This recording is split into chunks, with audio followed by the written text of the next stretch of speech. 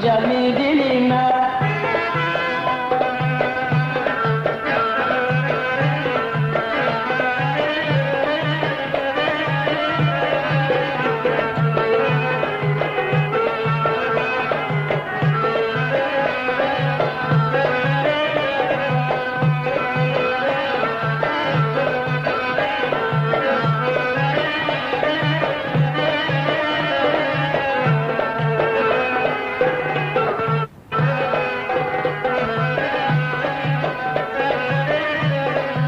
Acelsizden yetim olsuz gaddar gülersin.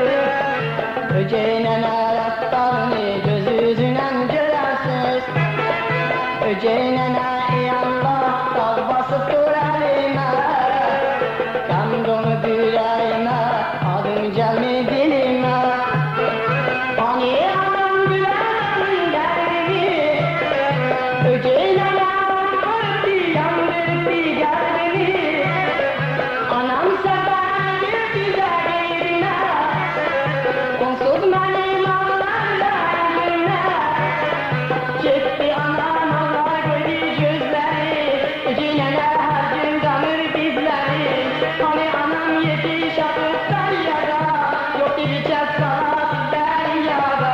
Öceğine yanına dal basıp dur elime. Yan dolu yüreğime adım gelmi dilime.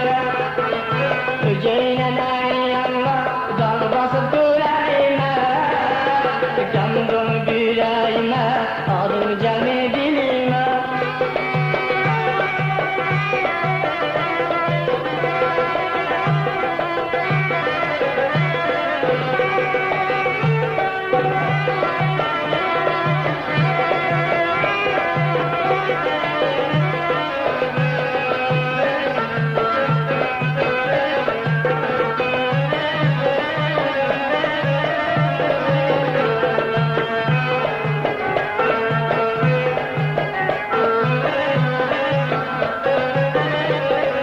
Anam dayandı başımın telleri, o her verdi o şirin dilleri.